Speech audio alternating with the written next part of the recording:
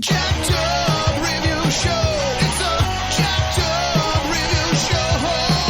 Jacked Up Review Show. It's a Jacked Up Review Show.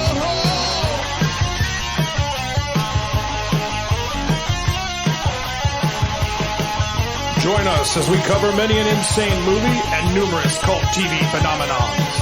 Are you ready to get jacked up? Are you with us? Then listen on.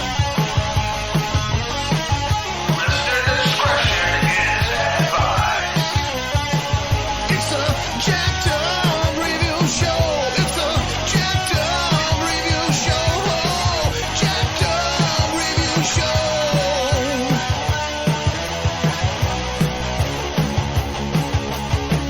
It's a Jacked Up Review Show. It's a Jacked Up Review Show. Jacked Up Review Show.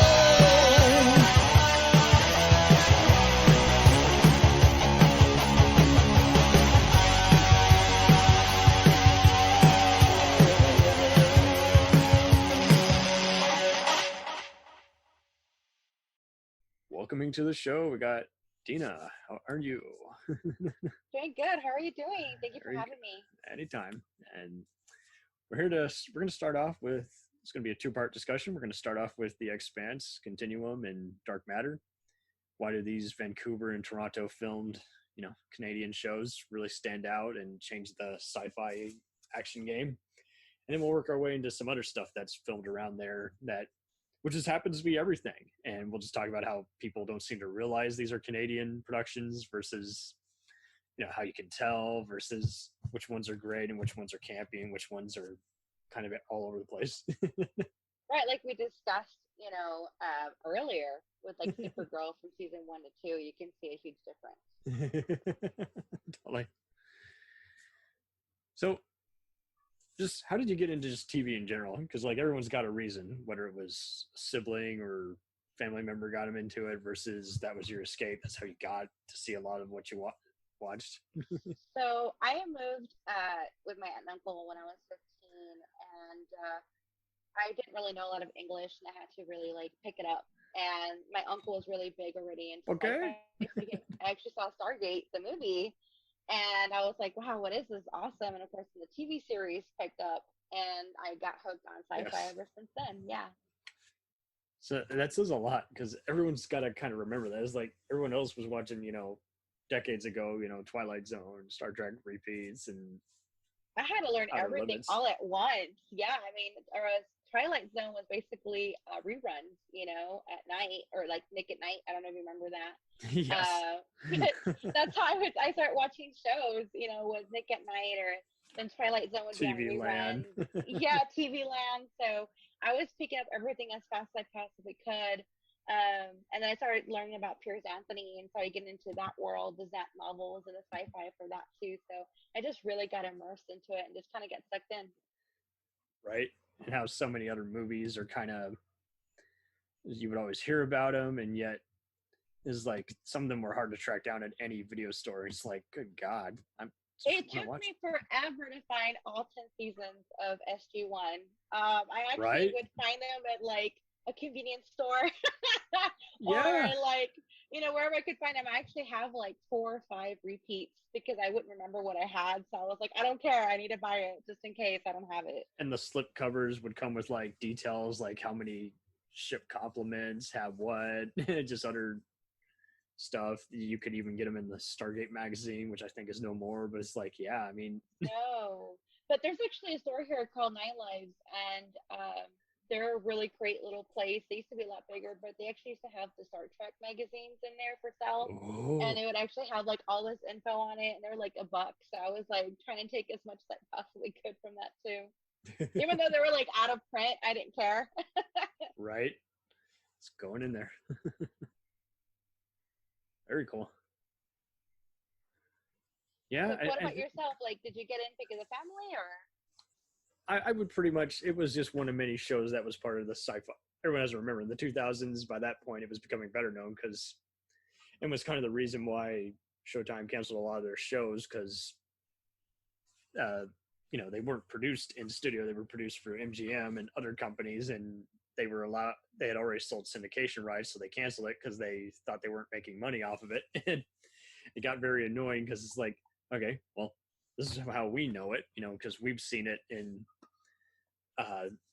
again, we're seeing it on cable TV repeats. So I always thought it was a sci-fi show. And it's like, no, it became a sci-fi show later. But yeah, they would play that, every Friday, new episodes back to back with Battlestar Galactica. And it was just very cool to see kind of, there's options for everybody. You could watch, Star Trek repeats. You could watch some other sitcoms and funny stuff. And then you could watch in the day with some intense sci-fi mystery, Right. And even now, like, it's so helpful that we have things like Netflix now, right? Because Continuum was on there for like the longest time. They took it off recently, and I'm actually quite sad about that. But the Continuum was on there. Stargate's on there. I know Atlantis is on Prime, which I had the whole Blu-ray DVD Yeah, set and the Hulu on versions that of Stargate are terrible. Like they look like such yes. crap. Like So one of bad. them But even on Prime, it's really good. yeah, Prime is Blu-ray quality. Yes, And for whatever reason, Hulu got the bastardized version of it. Yeah, the full screen versions, and sometimes, I kid you not, there was a channel logo in the corner of one. I was like, no. Oh no, that's bad. I might as well so pirated. Yeah, it totally made me feel. I was like, well, I guess everything is VHS scanned now. And like, it was very disappointed. I honestly feel like that's kind of like that on Netflix too, because there's some really bad cut scenes on SG1 that I'm like, that is a weird place to cut it. And it feels like it was straight TV to, you know what I mean? Like, so there was no, So Netflix has the TV commercial versions, and Prime plays it endlessly. There is no cuts, so it's like the there DVD, is no cuts. It's just Blu-ray fluid. version. Yeah. So it's a difference, what streaming services you have, but it's actually kind of neat that now you have those options. I really wish, again, like I said, Continuum was still on there.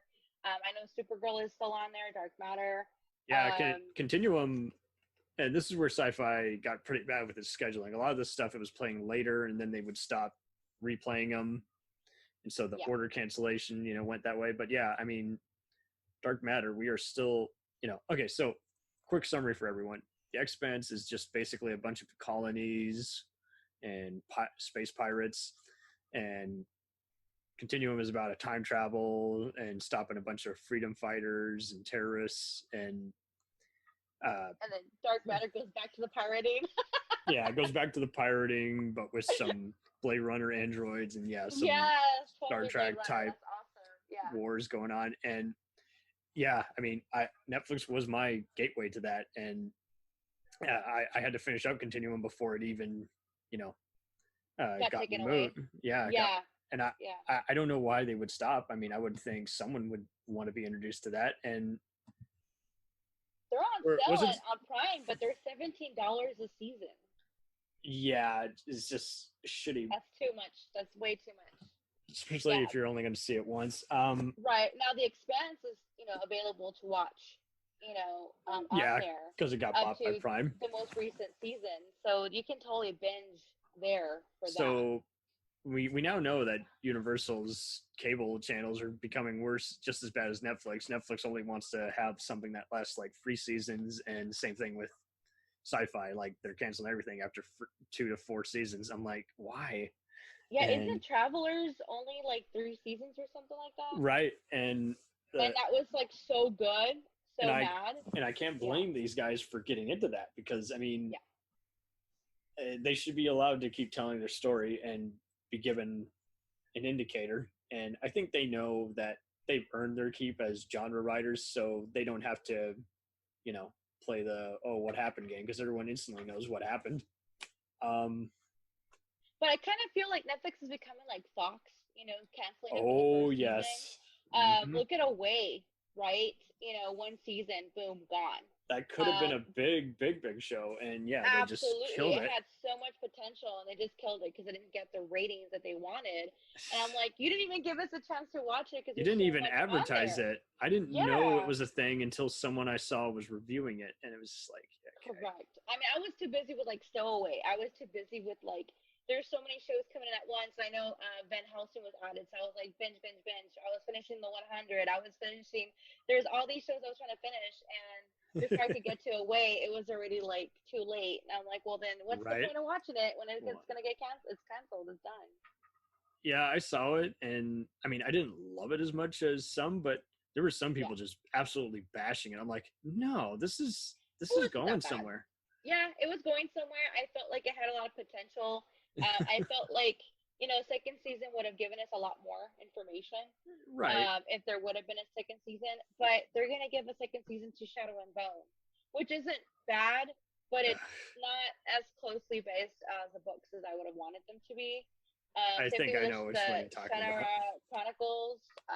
That was only 2 seasons. That was horrible. That's a Canadian production, right? Yeah. Yeah, that was awful. It was just so bad. I saw it playing every day on Netflix, and I was just like, yeah, pass. It was bad. I know people are gonna get mad at me for saying that, but I mean, I love some of the actors that were in it, like Manu Bennett. He was amazing in The Arrow as I forgot what character he played, but I think I was more disappointed by how many Canadian directors were involved with it who are known for way less lowbrow stuff. But I felt like, when you get 2 people from the streets and you're like, now act. That's how it felt to me. Yeah, do one take. Yeah, it was not good. I know Jonathan Rhys-Davies was in it, which I was super excited to see. For those of you who don't know who that is, that's basically Gimli. Okay, he's amazing. But he was in it for an episode or 2. So they were able to get really big names in there, but unfortunately they couldn't carry the whole show, and it only lasted like 2 seasons. But going back to like the Canadian films, like Dark Matter and what else were we talking about? Continuum and the Expanse. Continuum and Expanse and Sanctuary. Expanse. Do you think it's so fair for them to say that it's like Game of Thrones? I don't get that connection at all. No, I understand that it's based on a book and it's epic, but I mean, Game of Thrones, let's be honest, that's a sword and sandal, porno. That's not. This isn't. This is more. The Expanse is so convoluted. I mean, you have so many different cultures and even their own languages, right? And just a great cast. Great cast, great chemistry as well. And the cinematography and you have any Canadian show always has great cinematography, even if it's on the cheap. It's gonna have they're gonna spend their money on graphics, okay, and cinematography. They're gonna spend their money on that, and that's what you really want. Like SG1, the only time it has video game type cinematics is this one time when it's like they're in like ships that they're flying away from, and then it's like you can tell it's like that's not Sam inside the spaceship. It's just a video game graphic. But it's not a bad one. I mean, it's not atrocious, and it's 5 seconds. Super, Yeah, I mean, there's some that we've seen that were like, "Ooh, that's pretty bad," but I think they did a really good job with it, and TNT I love the story. especially slacks on a lot of their shows, and which always disappoints me because it's like Falling Skies had its moments, but it's like, yeah, you guys need way better graphics. I like Falling Skies. I did too, but it was one of those. Is like sometimes it's like. When Cochise would talk and his little lips would be the only thing moving. Could the actor react to that a little better? Yeah. Could the music be better? I mean, Doug Jones was in it, and of course he's fucking amazing as Cochise. So in Falling Skies, but I think the story had a really great potential, and I'm really glad they let it play out the way it did. Same thing with Expanse; they've let it really just go with what it wanted to do. Dark Matter, unfortunately, of course, they were like, womp womp, we're not going to give you another season. Yeah, suckers. Let's leave you hanging at the very end, fuckers. It does kind of, so without spoiling it for people, you should still check it out. It's definitely it's so good. A cyberpunk just pirate space. And yet at the same time, it also just kind of so many betrayals, and in a good way, without just seeming just like they made it up. And they totally didn't make it up. It was based on a Dark Horse comic book, and I think it really gelled because mainly, I mean, again, just phenomenal cast. They wake up, and much like Memento, they got to leave clues for themselves. They don't know who they are. They give each other numbers based on what order they woke up in, and correct. They keep finding out, wow, we're all murderers or scumbags previous lives, and except for one.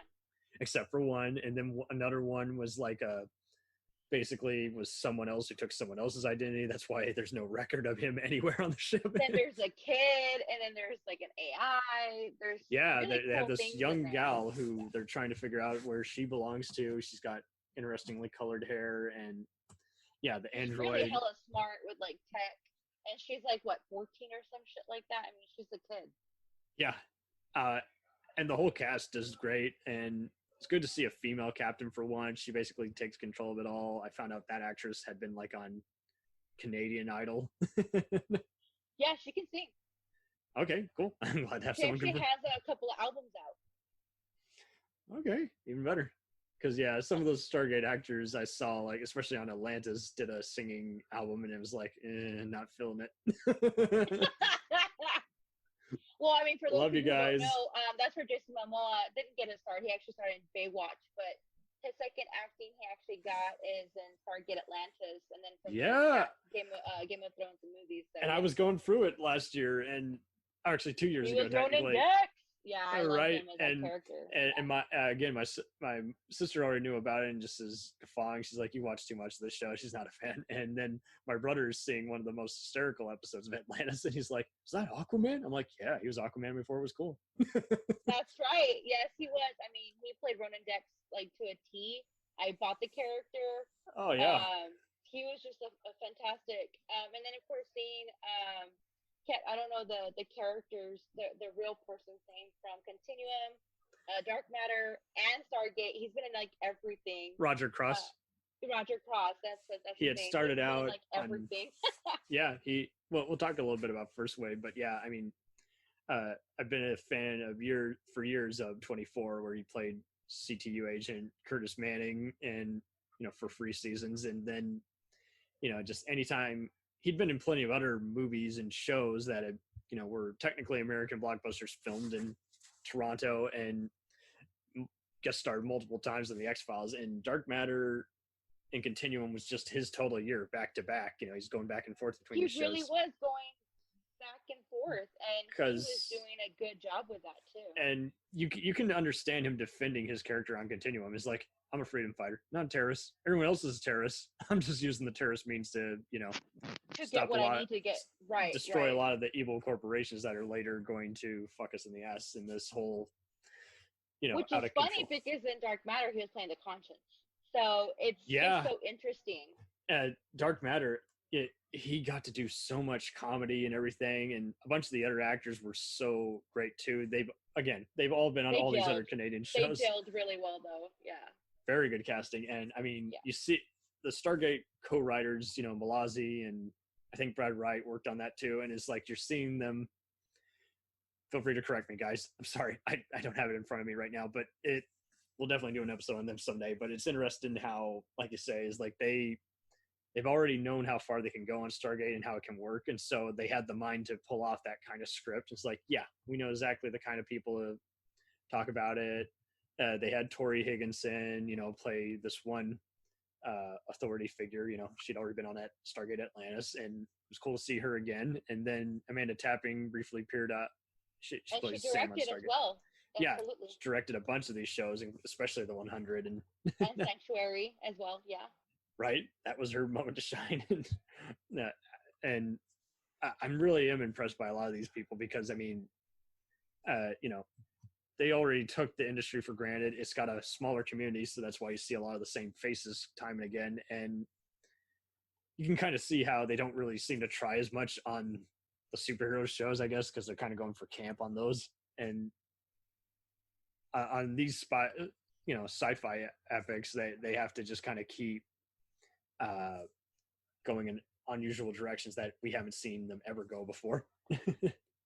But it's super exciting when you see like that familiar face. You're like, oh, and that show. For those who've been watching it for years, they're our go-to. And yeah, absolutely. And it's really exciting for me for Amanda Tapping because really her first trial was Sanctuary, and then from there she just kind of skyrocketed and started directing so much more.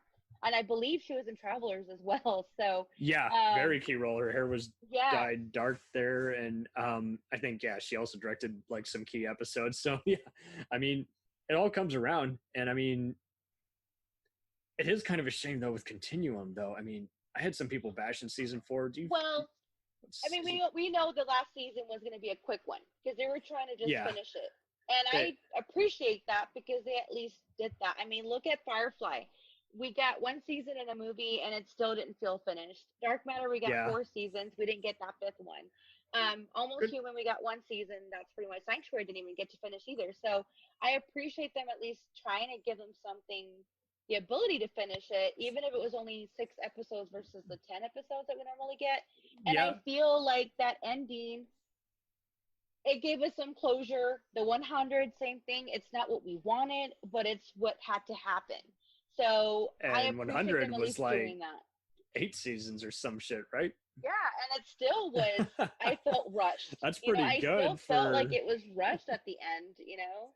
Yeah, because they just kind of everything is very workmanlike, even when they intend the best, because they shoot fast. They don't have time for shows like that. So no, it's like quick, and you can feel it in the show how quick it is. And everyone always wonders, why they write off actors very fast. Is like the minute they see actors are thinking of leaving, they're like, okay, well, we're not going to this is a brand too, much like acting in and of itself. So if I see too many takes where the actor is clearly bored, this is going to be a hard show to finish.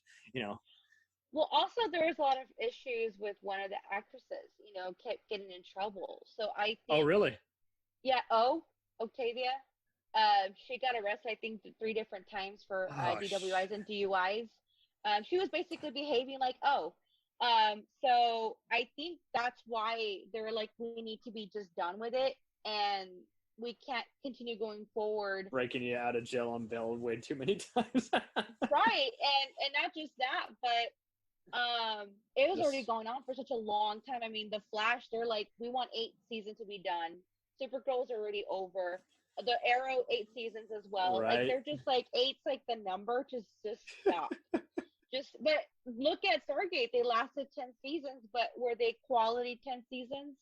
I don't know. I can't answer that for people. I think everyone varies on each season. The only season I don't like is season 4 because there's some good episodes, but then the rest of it is just a clip show because they didn't know if they were going to keep getting picked up, I guess. They were doing that anniversary thing, or like, let's just play back episodes, what happened before. I used to not like the final seasons growing up, but I kind of like them now, even though a lot of people like to still say, oh, without O'Neill, it's not the same. I'm like, well, he's getting older, right? He's getting older, and he wanted to spend more time with his daughter, and he kept breaking his legs, so I think it's okay for him to just make a cameo. Yeah, I mean, I think he broke his leg, his arm, his ribs. I mean, that guy was doing a lot of his own stunts, so... He loved to go skiing. And that too. And it made sense because he had filmed parts of MacGyver, I think, in Vancouver. So it's like, I mean, he was already used to it. Yeah. Oh, wait, look at kind of going back to another one, Farscape. I know that's Australian, but Ben Browder, when he was brought into SG1, he was actually supposed to get Shepard's role in SG Atlantis, but because they didn't finish the last season 4 was such a cliffhanger, they created the movie basically as the last season, Peacekeeper Wars, for those of you who don't know that. And so he said, well, I really want to finish this for the fans, so I will actually forego this character so that I can finish this for the fans. And then, of course, they wrapped up movie. Of course, O'Neill Anderson stepped out, and they liked him so much that they were like, hey, you know what? Why don't we go ahead and put you in for these last 2 seasons so that you can at least, have that role that we wanted you to have, but you're going to have more of that same sparkiness that you were supposed to have. Exactly. But put it over here. And of course, ended up giving it to the other guy, Joe Flanagan, I believe his name is. Yes. So I guess that Shepard, was. I think he played a fantastic Shepard. I think he totally. was perfect for that.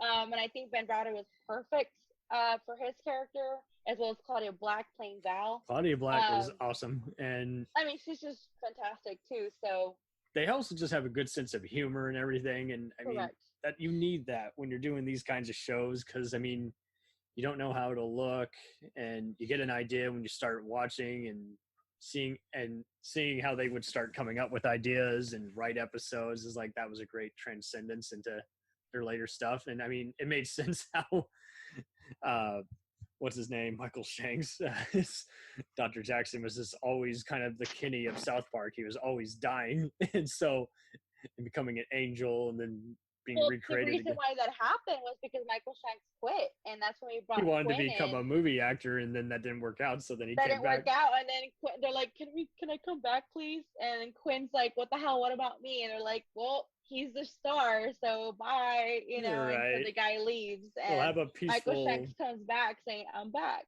In all fairness, though, these shows do a pretty good transference versus other shows. Yes, I was gonna say the going from one to another, right? What did you call that? The not the transference, but Transition. the transition. Yeah, it's actually really, really good. When you go from Quinn to Daniel, and when you go from O'Neill to I forget Ben Broaddus' character. I keep wanting to call him Crichton, but that's far as big. Yeah, fair enough. But I know what you mean. I mean, that transition was actually quite smooth. And when they did crossovers, it was never, you got to watch the other one to figure out what happened. It's like, no, we solved a quarter of the problem. Now it's Atlantis' problem and vice versa. Now it's SG-1's problem. And they're the last line of defense. And that was good because so many of these other shows will do crossovers. Mainly the American ones do this and for instant ratings grab. And it's always annoying half the time because like, the Chicago ones are like the only exception to me because like, okay, I got a part of the puzzle, so I'm satisfied. But it's like the other ones is like, I don't watch TV every day, so I don't know which order to watch this in. This is exactly, and I really do appreciate that. Like when they do the SG-1 Atlantis, and O'Neill sends over the bottle of champagne, and then it closes. Yeah. And they're like, oh, now you're on your own. And I really thought that transition was so beautifully well done, and it was actually really quite genius, in my opinion. Totally. Very genius. And yeah, and same thing with the going back to, because we keep going off topic, that's my bad. Okay. But going back to Expanse, the season to season, if you do it little by little, it is confusing, but when you do a binge, it actually has good transition. Well, and it helped out for me because back when it was on SciFi, I would watch it on demand, and the creators would talk about it afterwards, so I got a better sense of where it was going. It was like, nice. Oh, okay. So I don't have to rewatch it now. We don't all get that, right? So, yeah. I had to watch it as it was coming out, and I really did get a little, like, not sure what's happening. It wasn't until I went the second time around, I did a binge to show my teenager that I was like, oh, that's cool. Like, now it makes sense. Like, now I see what they're getting, especially when they were making their own language and the way they were speaking and trying to think of like, what are they talking about? Yeah, it was interesting to go back and go, oh, now I get what they're saying. And now I understand what they were going towards. And all the slang that they were using. So I did appreciate doing it the second time around. So for those of you who have only seen like one season and you're like, I'm over it, go re-binge all the way. Yeah. It'll actually make way more sense. Absolutely. Even after watching the episode, I knew it was going somewhere or something. It wasn't special. And I mean, to have that total recall kind of society and seeing other people, people have compared it to even parts of Dune and such. I'm like, that's valid because these are showing pretty, stuck up societies, and some of them are dystopians. Like the Stargate society too.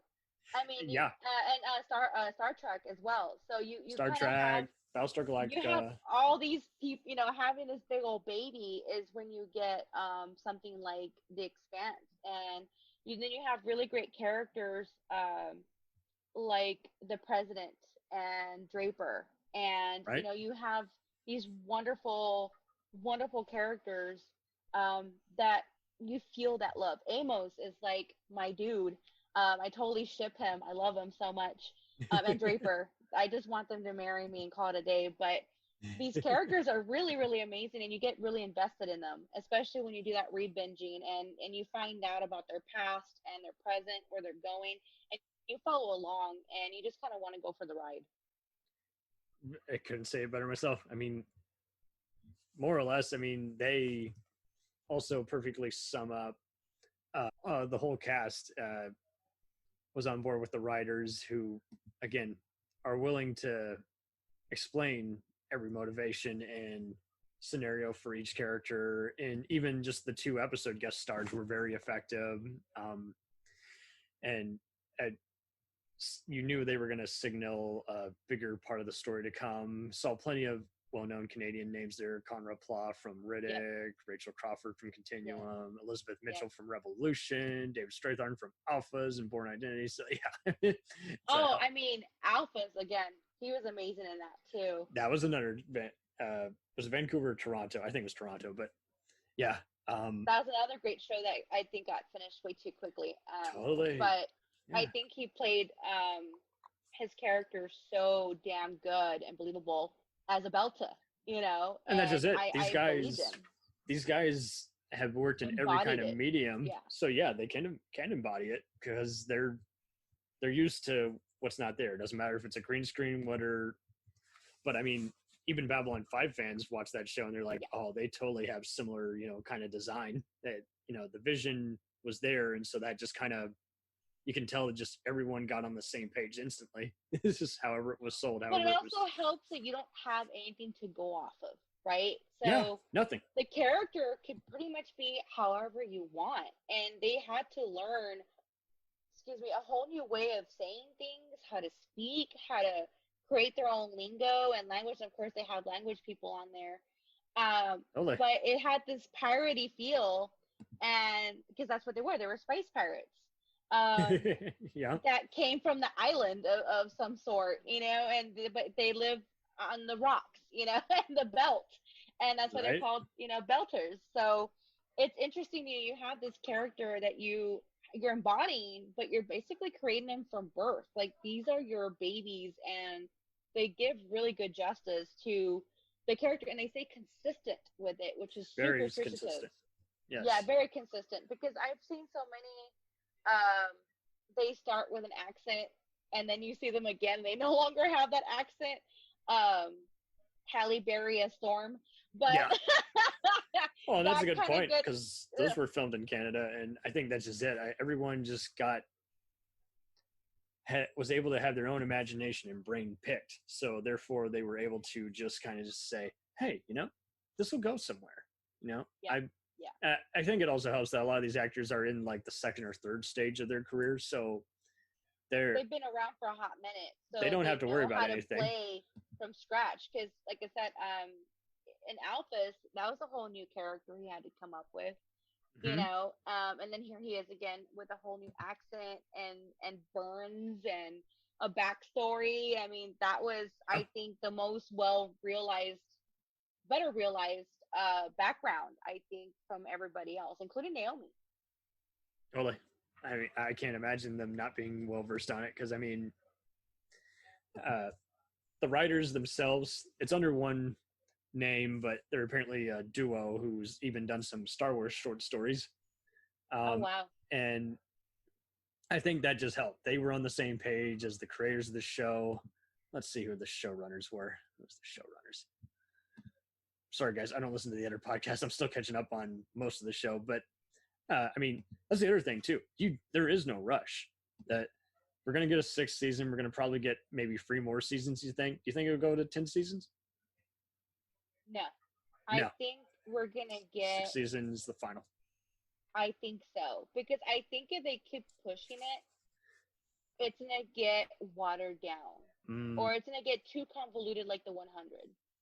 They could have finished the 100 a lot quicker than they did. Right. And they stretched out way too much. So that's why the ending that we got is what we got. And we have to be happy we got it. But that ending at the same time where they went with it, you're like, did you just throw the dice and call it a day? Because it went so weird. But they were like, how do we end it? How do we end it? And that's what happens when you continue a series for way too long. Very true. And I think with The Expanse, you kind of have to know when to stop. You don't want it to be way too many seasons, and I think even 8 is pushing it. And I think they need to just have one more and be done. but being able to complete it with actual writing like you have been before and not rushing it, because once you do that, we don't feel like there's any kind of ending. You kind of make it feel like, oh, this could just keep going, but it's one of those shows that could keep going because it's so expansive. So, you know, that's my thing, is if you do one more season, if it just ends, you know, it's just going to keep going, and you just feel okay with that. I guess I just have a better feeling about them just because they don't seem self-indulgent. Because it's the right kind of slow. It's not like a typical Netflix show where you're like, okay, 5 episodes meant nothing. These last 7, pretty cool. I still would like an episode trim because it's just too much information. We'll return after these messages. Hey, feeling down? Feeling low? Not enough podcasts about movies in your life? Why not try? They must be destroyed on sight. The new podcast cure-all, sure to get you right with the world and on a path to better living. We have exploitation, we have Italian horror, we have zombies, we have slashers, we have crime films, we have spaghetti westerns, we even have sci-fi and sex comedies. So take a dose of... They must be destroyed on sight. As needed, and let the hosts, Lee Russell, Daniel Harper, Paul Romali, and the odd guest host cure what ails you. Warning, may cause atrophy, African consumption, black fever, bone shave, chin cough, colic, cramp colic, dropsy of the brain, elephantitis, grocer's itch, jaundice, mania, miasma, mortification, palsy, Pott's disease, rheumatism, scurvy, St. Anthony's fire, summer complaint, and worm fit in some people. Consult a physician before listening.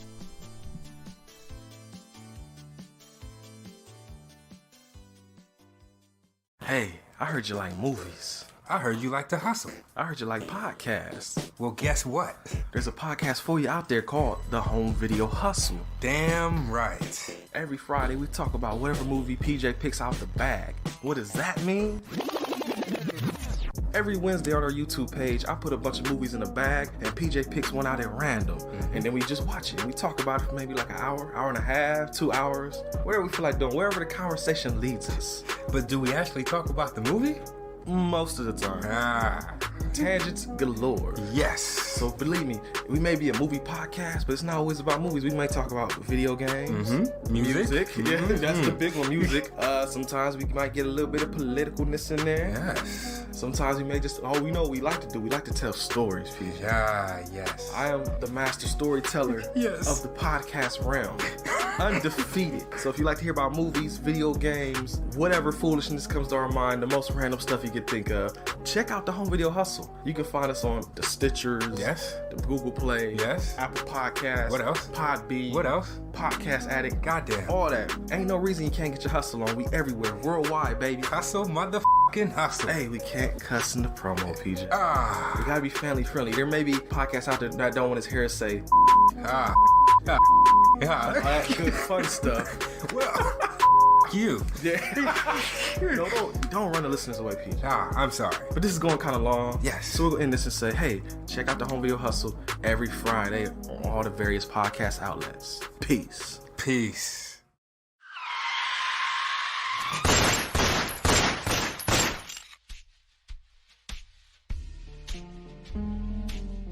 As far back as I can remember, I always wanted to be a gangster.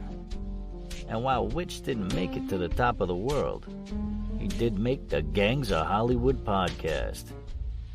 So join the gang and enjoy a movie review podcast about movie gangs, gangsters, mobsters, and the mayhem they cause. You can find GOH Podcast on Facebook, Twitter, and Instagram at GOH Pod at www.gohpod.com, as well as your favorite podcast listening app. And remember, say hello to your little friend for me.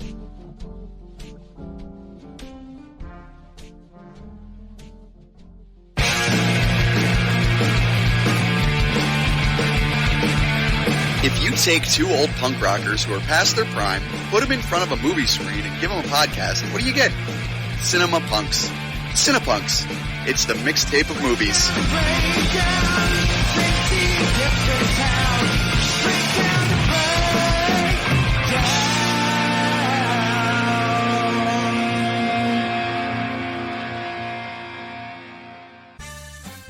Did you ever see a film at such a young age it left you traumatized with cinematic wounds? Necrophilia. It's a dead issue, man. Don't push it. Cinema Psyops is a weekly podcast documenting an ongoing experiment on the mind of an unwilling test subject. No one should have to watch this movie. Oh, no one should have to watch this? No one should have to watch this movie. Surprisingly, it's not a topic that a lot of people really want to tackle. I'm shocked, prudes. I know, really. Right? It's the next sexual frontier that no one wants to explore. I am, in the most sincerest of senses, disappointed in you.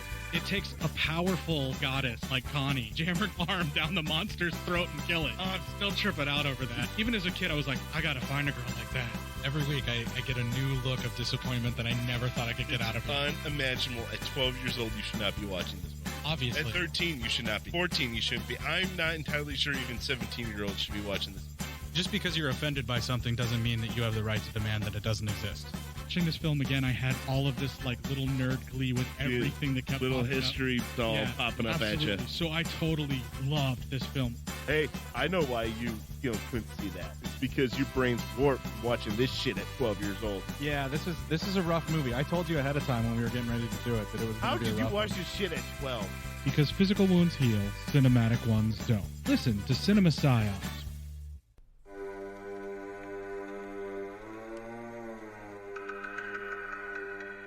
Hey everybody, I'm Corey. And I'm Zach, and we're the hosts of Podcasting After Dark, a cast dedicated to late-night horror and sci-fi of the 80s and 90s, often found on HBO and Cinemax. You know, the movies your parents didn't want you watching as a kid. You can find us every other week on Apple Podcasts, Spotify, Podbean, and Stitcher.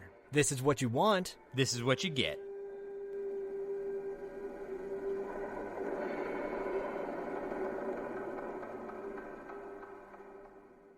It's time, let's check our queue, baby.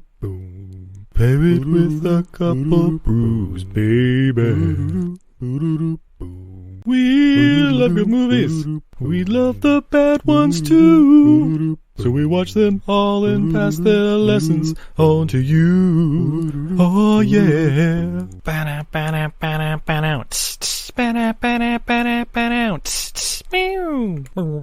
Everything I learned from movies helps to make life a little bit groovy. With a one-liner plot holes and gratuitous movies. It's time to get busy with your friend Steve and Izzy. At eilfm.podbean.com. Welcome to Who Was She podcast. I am your host, Tara Jabari.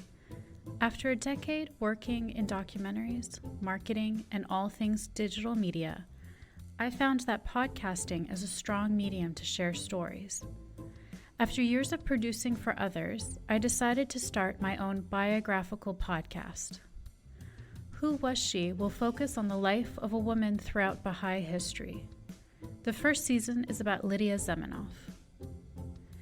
Lydia's story explores the subjects of the power of language and faith.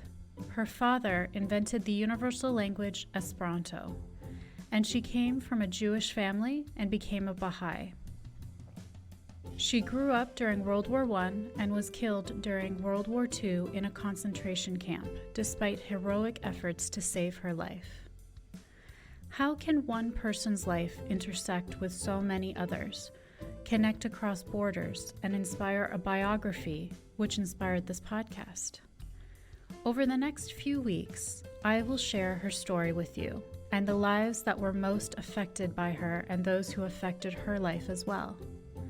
They include her father, Ludwig Zemenov, her spiritual mother, American journalist Martha Root, and the Baha'i German soldier Fritz Mako, who worked for the resistance undercover while having to serve the Nazi Party.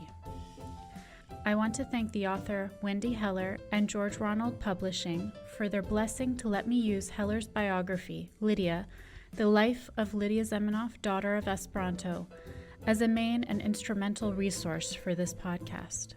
So please subscribe and learn about this amazing woman who traveled through 3 continents in an effort to bring unity through the power of language. You can also find more information on our Instagram, Facebook, and Pinterest at Who Was She podcast. Music was composed and performed by Sam Red. I am your host, Tara Jabari. Join us next time as we begin our journey about Lydia Zemenov.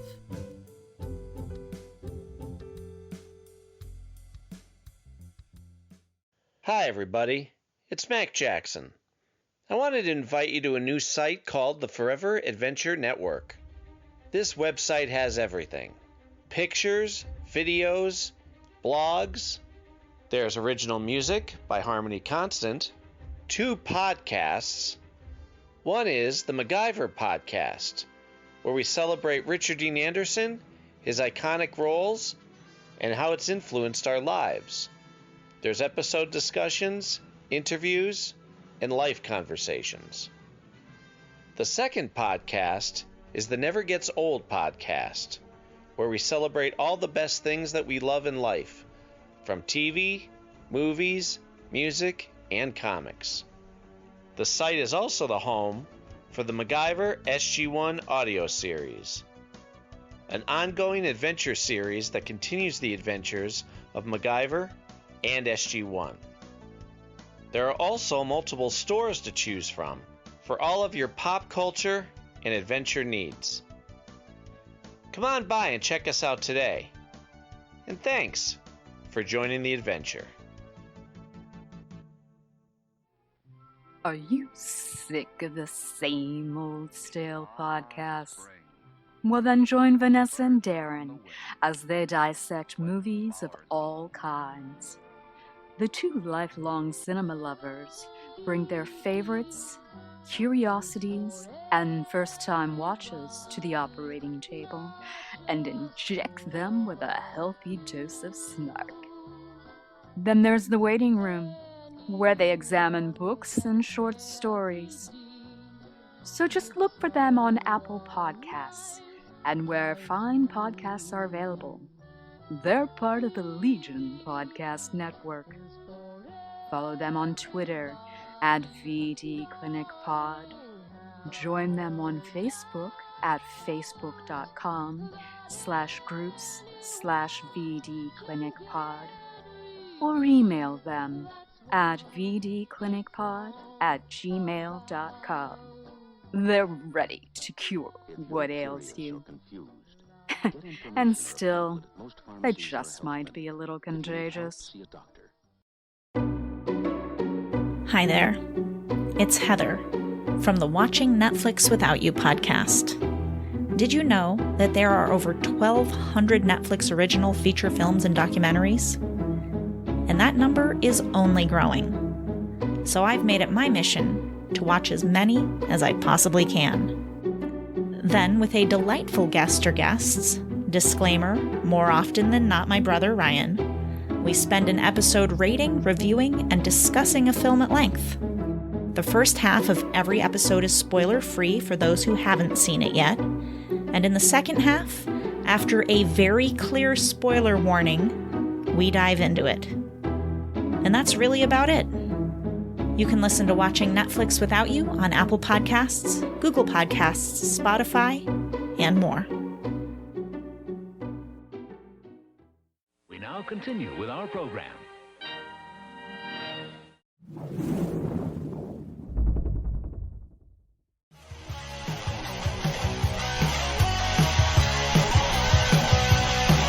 Follow us on the web on Facebook, Twitter, and Instagram. The podcast is available on Podbean, Spotify, iHeartRadio, Anchor, Apple, and anywhere else podcasts are available. Feel free to review our show and leave comments on any of those sites. Thanks a million for listening. It's a jacked up